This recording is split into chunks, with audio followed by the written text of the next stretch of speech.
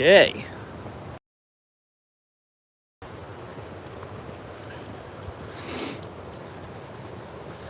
Wait for a couple of people to jump in the meantime. This will be recorded and uploaded, so I might as well introduce myself. If you do not know who I am Nick. I'm the co-founder of Bare Basics Canine Academy, and I am a pet Gundog specialist. Fortunate enough to be in a position where I work with people all over the world, helping people live better lives with their Gundogs via the use of my Calm by Nature program.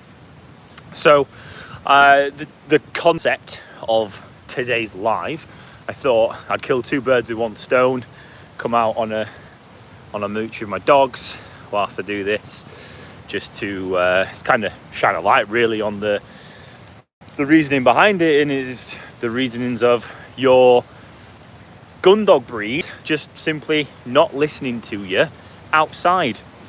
And it's an interesting topic because I find the main reasons behind it is actually people rush the process, or not only do they rush the process, but they think too far into the future of like the end goal. Obviously the end goal being, I want my dog to be, reliably off lead. I want my dog to not pull on the lead. I want my dog to not be reactive, so on and so forth. And that's fine. It's absolutely fine in having those goals. Genuinely no problem whatsoever in having that mindset. But what we tend to do as dog owners is we skip steps.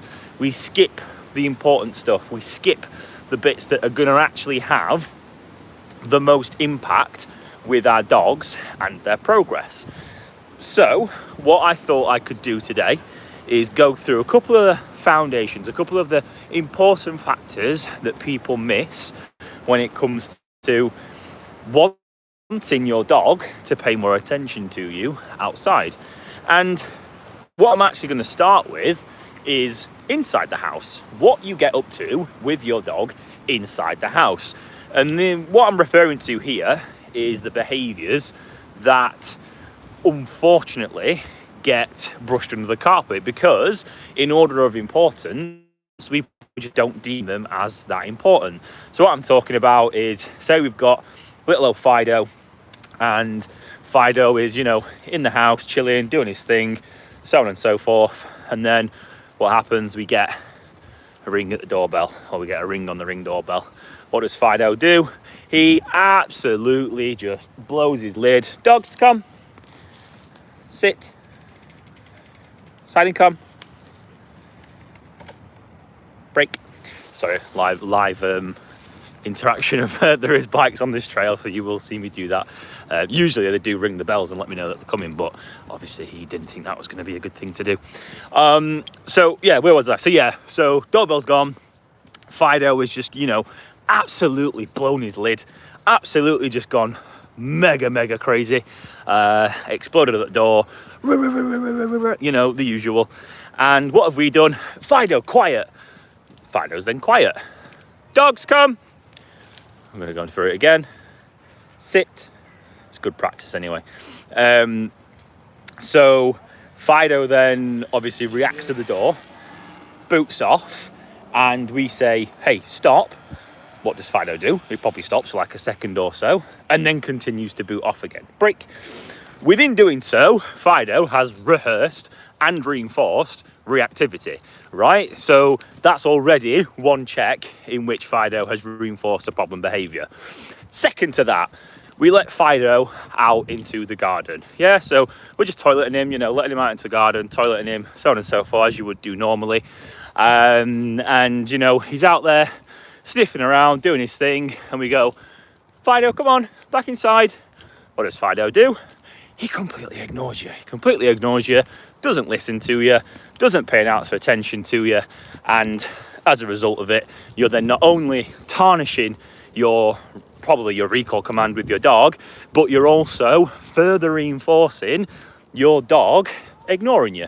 So Fido's just learning, yes, she can show up, she's not important, I'll just continue sniffing this cat shit or whatever it is that's on the floor. And as a result of it, he's just learning that he can just provide more reinforcement, more ignorance towards that behavior. So that's already two things that our dogs probably do on a regular basis that is already going to cause a detriment to your dog outside the house, let alone inside the house. Again, gets to evening time, Fido, you know, he's been out on his walk and he's done his what we would call stimulation and whatever, and it gets to that what we call the witching hour, where, you know, our Gundog breeds decide that it's a time of day where they think, do you know what, I just fancy being an absolute knob for the foreseeable, and they'll, you know, run around, they'll get overstimulated, they might start to mouth you, bite you, all this crazy stuff, and it's just providing further problems to your situation. It's just, you know, we'll be telling them to stop, we're going, oh, stop, that hurts, ouch, and they're biting us, they're mouthing us, kind of stuff, and it's just drawing more and more attention towards the fact of they are just not listening, they are not paying attention. So what do we need to do? What do we do about this? Because we've already established multiple situations where, Reggie, come, Signing, come. We've got multiple situations where a dog, or Fido in this instance, has learned that, you know, they can just ignore us. They can just not pay us any ounce of attention and get away with it. So we need to do something about it. We need to incorporate actionable ways in which we can show Fido that what he's doing in the house isn't acceptable. Yeah, we need to put a stop to it. So let's start with, you know, the obvious, the door reactivity. So the thing that Fido's learning that, you know, I can just boot off at the door, get away with it, so on and so forth. We need to do something about this. We need to teach them, we need to communicate to the dog that the behavior that you are doing is not acceptable. So the way in which we do that is by incorporating, of course, rules, boundaries, and structure.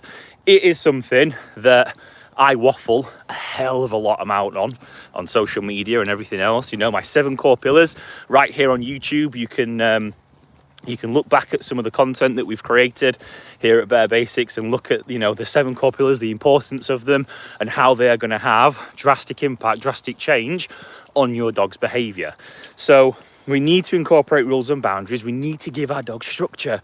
Without structure, without rules and boundaries, guess what? We're not able to provide our dogs with clarity and communication. And without clarity and communication, what are we left with? Confusion. What do we try and do as dog owners? Correct confusion, which then leads to a mass amounts of fallout in relationships. So before we've even thought about leaving the house, before we've even bothered to set foot out of the door, we've already got a dog that doesn't value us, that doesn't, you know, look up to us as someone who, you know, can advocate for them and can look out for them in the day-to-day life. And they've just learned that, oh, well, you don't look out for me, you don't hold me accountable, so why should I listen to you? So then when you do go out into the real world, when you go out into a space where, you know, there's all the competing motivators, like take here, for example. This is literally like spaniel haven. Like a spaniel would absolutely lose his rag in an environment like this. Yeah, what have I got at the side of me throughout the entirety of doing this? Reggie, Sid, these 2 troublemakers. And they check in with me, they engage with me, and they pay attention to their cues, because we established that in the house we work through our rules and boundaries, our structure, we provide them with clarity, and we do not allow them to reinforce problem behaviors. So a fantastic starting point that we can work on. Oh, I've done that old thing where you just don't release your dog and they just sit there. Oops. Yeah, this happens from time to time, to be fair. I kind of just forget about him and then he'll just stand there like that and not be released. Break! Oops! So, yeah, what was I saying? Yeah, so we obviously need to communicate with our dog. We need to provide them with clarity and communication. So we've got door reactivity, right? We've got a dog that just blows its lid, loses its head around the house, and that's a problem. We need to do something about that. Now, we need to make sure that we've got an established means of communication in this instance. So we need to be able to provide our dog with an alternative behavior, a behavior that we want them to actually perform and do in the presence of this situation. So prior, what would have happened is, just through natural, defense of our dogs, door will have gone, they'll have booted off, that person will have either been like a delivery driver or something like that, they'll have gone about their day. To your dog, they'll have just thought, oh, mint, fantastic, I blew up at the door, that person went away, reinforced that behavior, fabulous, amazing, I'm a sick dog, I've done my duty for the day. No, that's incorrect, right? We need to show our dogs that what I want you to do actually is a more desirable behavior. So this could be in the form of place command. This could be in the form of just general settling and switching off. And again, I'll get to that in a moment as to why you're probably struggling in that instance. But just some form of alternative behavior that's going to be more desirable to your dog. So we need to obviously establish how we can rectify the behavior, how we can correct it, and make sure that we can actually incorporate something else that is going to be more desirable, which obviously would be our redirective behavior, our place command, our could be even crate, it could be anything really that's just going to give our dog an alternative better behavior than blowing up at the door. Now, it'd be wrong of us to understand or to assume that a dog's not going to just completely stop barking altogether. They're opportunistic learners, right? Meaning they learn through association. So they're probably going to give off the odd bluff bark or means of alerting you that someone's here, and that's fine. There's no harm in that whatsoever, but it's what follows that. If it's a alert bark and then you're like, hey Fido, quiet, and they continue, then that's obviously a dog that doesn't understand what it is they're actually supposed to do in that moment, and they're just acting out of impulse. So we need to make sure that we can correct the behavior, we can redirect it to something more desirable, and we can provide them with clarity and communication in that moment. So already, just by doing that, we're creating this understanding, this value, this kind of connection between you and your dog that is going to be so very important. And we haven't even bothered to look at anything outside the house just yet, because we need to focus on what counts, what's important inside the house before progressing into something else. So another scenario that I spoke about was Fido going out into the garden and doing as what dogs do, toileting, sniffing around, X, Y, and Z, all that kind of jazz. But he's not listening. He's not coming back in. You say, Fido, come, and he's just like, maybe give it 10 minutes or so, and then I'll come in, and then I'll listen to you, and then I'll pay attention. That's not necessarily right, because that's a dog that's learning, well, if I can ignore you here when there's next to nothing going on, you really don't have a cat and else chance when we're out in, say, the moors, or we're out in a really dense vegetated area, or something like an environment like this, where we're in literally the peak of the woodlands. A dog's going to think, absolutely stuff listening to you. I'm going to be more interested in the environment and what's going on around me. And that's what they're going to choose. They're going to always favour that over listening to you, because what you've done is you've created an understanding. You've created a sense of, oh, well, I can do that, through reinforcing it in various other situations. And it doesn't have to just be inside the house. It could genuinely be outside the house as well. You just keep rinsing through your recall commands, and you're not being clear with your dog in regards to what recall actually means, what listening to you actually means. It has to come from a sense of recall it's not a choice. It's not you can think about doing it. You don't have to do it if you don't want to. It's if I recall you, you come to me, yeah, regardless of what's going on around you.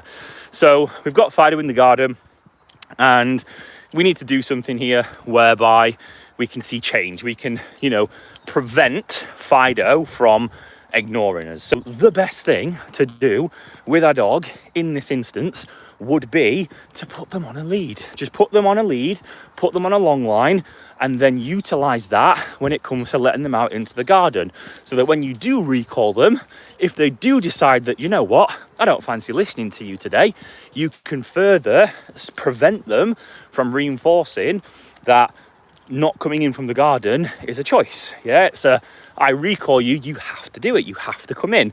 We're not going to use any, and this is where a lot of people fail. How many of you out there got out your treat bags and stuff like that, and you're shaking your treat bags, come on Fido, and you come.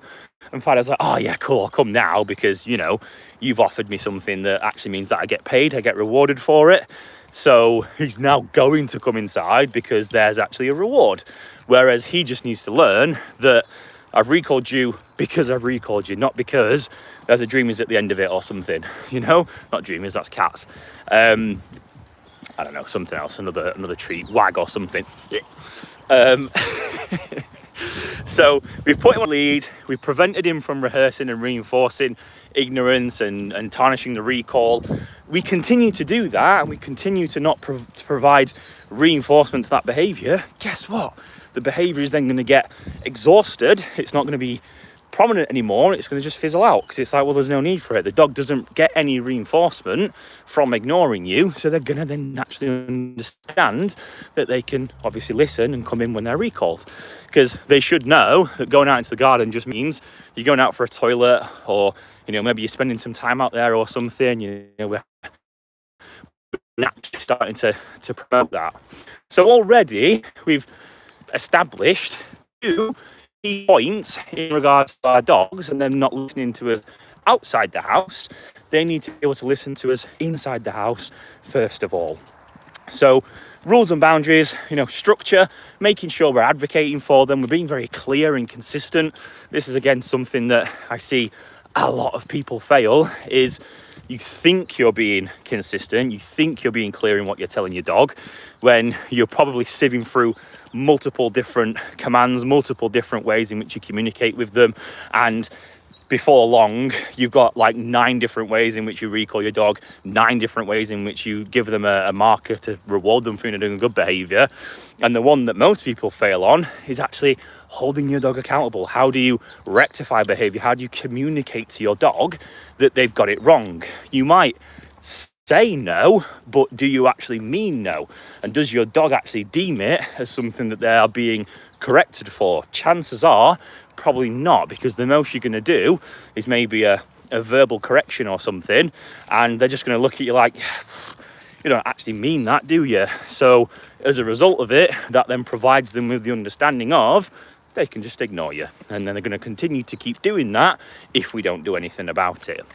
So I've kind of shared a little bit of, you know, the importance of structure, you know, rules and boundaries, that kind of thing, and just making sure that you are actually doing something about your dog going against what it is that you're trying to teach them. Without that, realistically, you know, it's going to be a little bit of a struggle, because you're going to struggle in being able to communicate with your dog outside the house if they just simply can't do it inside the house.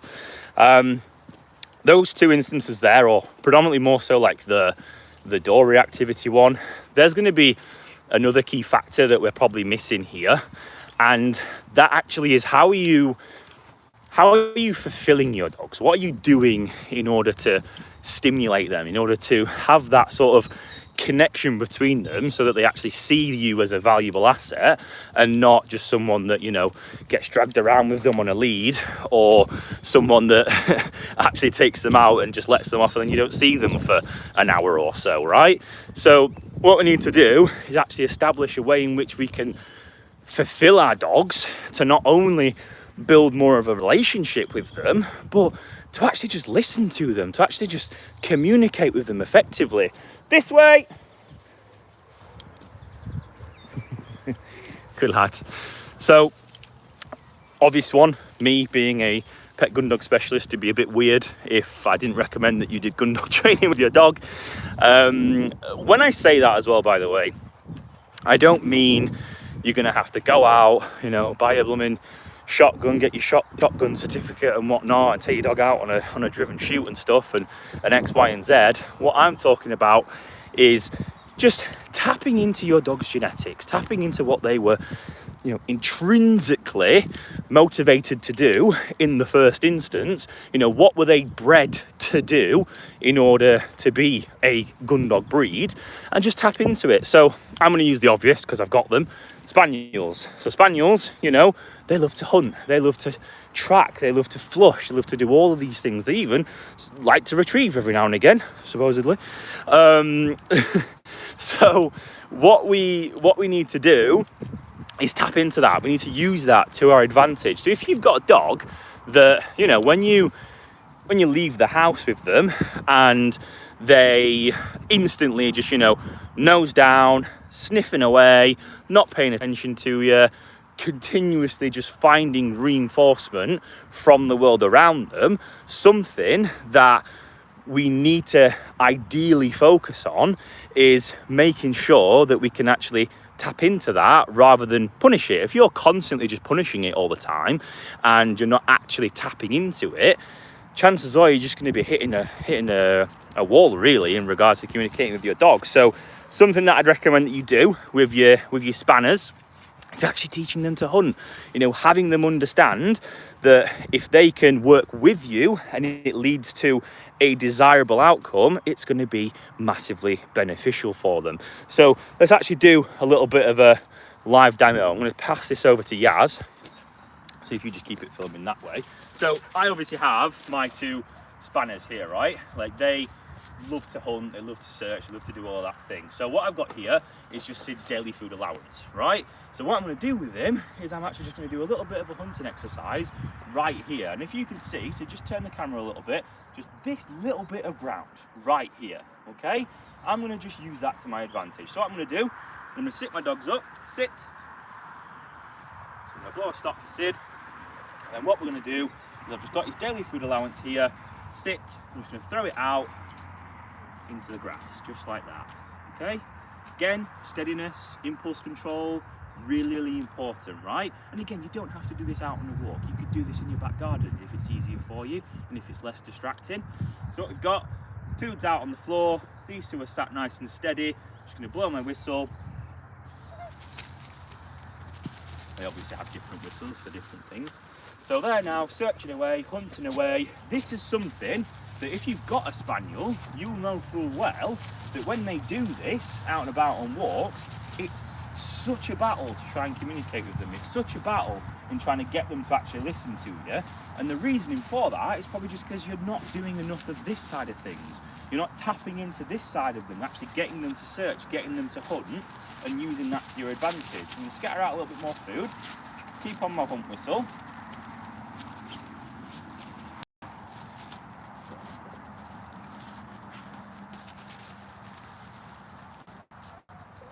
So just by tapping into a little bit of genetics, using that to my advantage, already I'm giving them what they like, I'm giving them what they love.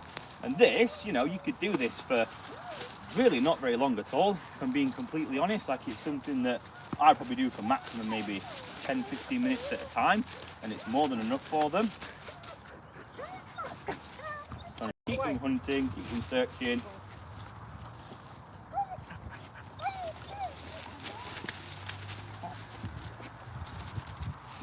There, obviously we've got, you know, some dogs there. You probably heard them whinging and whining. That wasn't my two, by the way. That was that lady's dogs. These couldn't give a rat's arse. They're too busy hunting and getting fulfillment and this side of things. And because I'm utilising the dog's daily food allowance, that's obviously naturally going to build a little bit more engagement, a little bit more drive and intensity for wanting to work with me, because they're learning that value, not only is it coming from this little space here, but in order for them to gain access to it, it has to come from me, which obviously food, as we all know, is a primary resource. It's something that our dogs need in order to survive. So if I can use it to my advantage and I can get them to actually utilise it like this, it's going to do them a world of good. So we're just right about finished now, so we can carry on. Take this back. Go on, dogs. Again, so as you saw there, that's something that I probably would do maybe 4 or 5 times when I'm out with my dogs, just giving them the opportunity to tap into a little bit of genetics, a little bit of fulfillment, and it's me and our dogs in that moment. So for a little bit of like another reason as to why I do that, so if you look at Sid now, before he was very much so, where have you gone? Signing, come. Before, he was very much so off in front, you know, doing his own thing. Now that I've built a little bit of value, now that I've built a little bit of drive and desire and intensity, he's like, oh, well, you know what? Of course I'm going to stay with you. Of course I'm going to listen to you, because you've just provided me with something that I love, I absolutely thrive off. And as a result of it, they're now sticking with me, staying in the vicinity and listening to my cues. So, you know, overstimulation, again, is probably one of the massive factors as to why your dog just absolutely loses their nut when they are outside of the house. And this is also probably one of the major contributing factors as to why you can't get them to listen outside the house. So say you just did that, right? Say you just did that in your garden and you're like, oh yeah, my dog's smashing at that now, they're doing pretty well. Well, let's take them to the middle of a town centre. Obviously, your dog is going to be massively overstimulated in the middle of a town centre because we haven't prepped them, we haven't prepared them for being able to be like capable of being in that environment. So what we need to do is start very small, very, very small in our environments, and then gradually work our way up, gradually expose them more and more and more as they get more accustomed to it, as they start to get better at it. You know, control the variables. My dogs were off lead during that exercise because they're capable in being able to do so. So what I'm going to do is I'm going to control the variables by having the dogs on lead. I'm not going to allow them to reinforce ignoring me. I'm not going to allow them to ignore going off and doing their own thing. What I'm going to do instead is I'm going to control the variables. That's what's really, really important, guys. Overstimulation, like I said, it's one of those things that your dogs probably struggle the most with, if I'm being completely honest. There's multiple things that we can do in dealing with that and making sure that that's something that doesn't take control over what we can do with our dogs. Something that I'd massively encourage all of you to do with your dogs is actually just coming to an environment and just, you know, chilling out, just having them, you know, on a lead, respectfully just putting them into a behavior or having them just settle and switch off. Sid, as you will have seen just then, was running circles around me until I actually came to a stop. And now he's doing what he naturally does. He didn't used to do this. He would honestly just keep going and going and going and going. And it was a massive struggle. So through us just coming to environments, practicing doing nothing and just actually getting him to regulate, that massively helped with his overall just overstimulation. Come on then, let's go. So what I'm going to do is I'm just going to refer to the chat, because I know if some of you were pinging in a couple of things there as I was waffling along. Where are we? How can we rebuild that structure? Multiple ways. Like I say, with regards to rules and boundaries and, you know, clarity and communication and all those key components, the best way to do it is just to have a little bit of an assessment, like actually just look back at your day-to-day life with your dog and see, when do problem behaviors start to escalate? When do problem behaviors start to come about? And from then on would be a good way in which you can work on them. So like with the door reactivity, like with, say, your dog not reclining from the garden, like with your dog stealing things, X, Y, and Z, look at those areas and then work on incorporating the 7 core pillars. Or, you know, potentially your dog is overstimulated, maybe they're understimulated. Lots and lots of ways in which we can incorporate that structure. Does that still work if you feed fresh food and not kibble? Yeah, absolutely. I mean, you could just get, like, with your dog feeding fresh, you could just get like a natural treat alternative or something like that. I mean, I have actually done it with fresh before in the past. Yeah, it's a little bit messy. Yeah, you might need to just get like a non-latex glove, you know, silicone treat pouch, that kind of thing. It absolutely is obtainable. It is definitely something that you can do.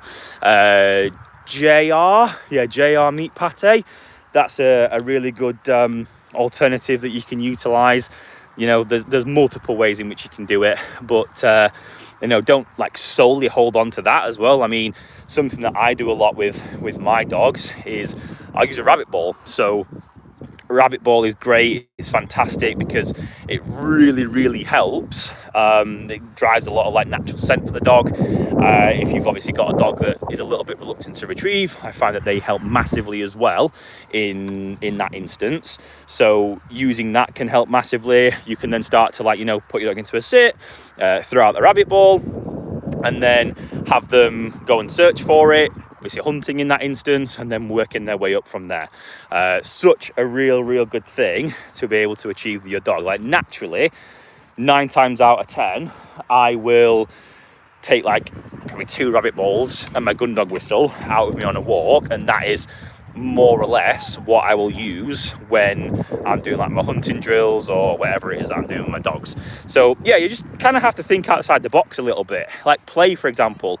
Play is another great way in which you can stimulate your dog, another great way in which you can, you know, provide them with mental and physical stimulation. Just teaching them how to actually interact in a game of tug, you know, incorporating a little bit of some rules, boundaries and structure into that as well. Having them, you know, understand the drop, understand go into a behavior, reactivate the dog again, having them just be able to regulate in that way, regulate their arousal, obviously something that they struggle massively with. That can help massively through working through that as well. So it's all well and good, you know, me talking about all this and you know, referring it to you guys, but not really having like a clear structure, a clear way or understanding on how to do this and how to put it all together in like a day-to-day life. And that is where, you know, I've been fortunate enough to be in a position where I can help people all around the world with their behavioral needs with their Gundog breeds. And the best way in which I've been able to do that is via the use of my Calm by Nature program. So if there is any of you out there that are truly struggling with your dog and you genuinely want to see behavioral change and you genuinely want to do right by your dog, please reach out. Please just drop me a message, inquire with us on Instagram, drop us a DM. There is multiple ways in which you can reach out to work with us. And if you do genuinely feel like you're at a loss with your dog and that you genuinely have, you know, sieved through trainers, or you've been burnt out, or maybe you've been to see someone before in the past and they've kind of stung you a little bit and you've not really felt like you actually managed to get anywhere with your dog, I'm not going to lie, and this is no word of a lie, I deal with this a hell of a lot. Gundog breeds are not as easy as they are made out to be. They are not as straightforward and as, you know, clear pathed as like your other normal sort of pet dogs that you have out there. So I get it. And I was actually in this exact position myself. Like when I first got my problem child, who is currently, you know, pinging it about living his best life over there, he did genuinely control my life. Like I would take him out on walks or after work or whatever, and I had to genuinely like psych myself up. I was like, I'm really freaking dreading this. I do not want to push for taking this dog out because it's just going to be a nightmare. He used to just fucking scream at leaves and people and dogs, and he'd pull like an absolute fucking lizard. Like he would genuinely be creeping along the floor, pulling on his harness like an absolute reprobate. And it was like he controlled my life. He genuinely did. And it was through actually just, you know, understanding him, tapping into his needs, giving him structure, rules and boundaries, all of that kind of stuff that really started, or for me anyway, to see change in that area. So if I can do it, and I'm now fortunate enough to be in a position where I'm a professional and this is what I do for a living, I'd be more than happy to help you out. You know, I help people all around the world achieve the lives that they want with their dogs. It's something silly like our dogs only have something like 12 summers, right? They do not spend a lot of time on this earth. And if you genuinely want to give them the life that they deserve, now is the right time to do it. My program is 60 days in length. So all you have to do is commit 60 days to your dog and you will see drastic change in your dog's behavior. Permitting, of course, that you put in the work and you listen to what I tell you and you implement what I tell you. Think of it as, you know, short-term sacrifice for long-term success. And, you know, if you don't believe me, just take a look on my social media, have a look on my website at all the other clients that I've worked with before in the past, and take their word for it. You don't have to listen to me. So let me just check and make sure. Does this using his own food, does that work also? Yeah, you can use your dog's own food for doing this kind of stuff. Genuinely, that was what I would recommend that you do, because it's it's kind of like a hack, right? Because then you're not spending stupid amounts of money on treats all the time, and you can just use your dog's daily food allowance. You're feeding them at the same time that you're training them. I mean, like me, I have quite a busy life, believe it or not, being a dog trainer, and I'm out for quite long hours. So this right now, this time that I have with my dogs, is pretty much the only time that I can actually get in for training purposes and anything else, like filming content and stuff like that. So in my treat pouch right here, I've just got my dog's daily food allowance. I fill that up to the brim. I take both of them out. I'll work on doing some hunting exercises. I'll do a little bit of some recall and stuff here and there. But I'm rewarding them with their daily food allowance throughout the entirety of that. Or, I'm not like super militant in the fact of that you have to bowl or you have to hand feed your dog every single time. You can bowl feed them. It's like your dog's not going to spontaneously combust if you don't do that. But it's just a great hack and a great way in which you can achieve that. I mean, I work with people that have like really busy corporate jobs that, really cannot dedicate a lot of time to their dogs, but there's ways around it, guys. Like, you do not have to commit super long hours to these dogs. You can achieve a significant amount in a short amount of time. And I've worked with many other people before in the past that have been able to do that. What else we got here? Got Charlotte, so ready to get started. Yeah, amazing. Love that, Charlotte. Yeah, again, we deal with really high intense, highly overstimulated dogs all the time. It's literally, I said this to someone the other day, like specifically like spaniels as well. I do truly believe like I know a spaniel like the back of my hand, like they are such an intricate and interesting dog, but when you truly take the time to understand them and understand their needs and everything else, they're fantastic, they're brilliant. And 9 times out of 10, we're just not listening to them. And when we start to listen to them, that's when we start to see true behavioral change. So thank you everyone for jumping on and joining the live today. I do genuinely really appreciate it.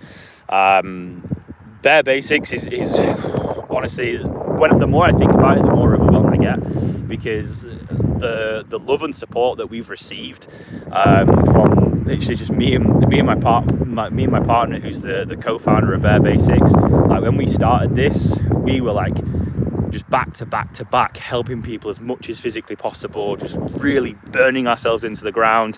But we found our rhythm, we found out what worked, and we stuck to our guns. And now we're in a completely different place. And because of it, I'm honestly in a position where I can help I try to help as many people as physically possible globally. So, if you do want to have the best life that you want with your dog, by all means, reach out, drop me a message. I want to help you out. Like, that is what honestly makes me like dive out of bed in the morning, is when I load up my work phone and I just get all these amazing outstanding messages from clients that had just really shit lives with their dogs, and now are able to live really happy, harmless lives and do what they want and live the life that they need. That's what gets me out of bed in the morning, guys. Like, that is genuinely what fuels my ambitions and my drives to want to help as many people as physically possible. What else we got? Do you work with other breeds too? I do. Like, when I first started doing this, I did work with multiple different dogs, high drive dogs, low drive dogs, low energy dogs, high energy dogs, all that kind of stuff. But my craft and what I'm good at and what I enjoy doing and the dogs that I like helping and the dogs that I know the most about are Gundog breeds. And I wouldn't want to do anyone a disservice by just taking on anyone. I'd want to make sure that, I only take on and I only work with dogs that I know I can actually help, and I know that I can actually give people the results that they deserve.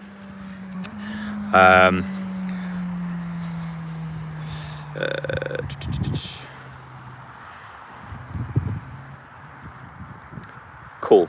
Okay, nice.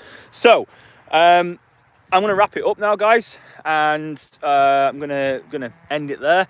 But I truly do really appreciate everyone jumping on and joining me here today. If you do have any further questions or anything else that you want to ask, or anything of the sorts, if you just genuinely want to have a conversation with me as well, there's no harm in that. My DMs and stuff are open on Instagram, and they, you know, I'm always happy to have conversations and help people out where I can. So all you got to do is just reach out, and I'll be more than happy to help you. So thank you everyone for jumping on today and joining me. I'm like I said, honestly, thank you. I really appreciate it. But yeah, I'm going to end this one now and speak to you all later.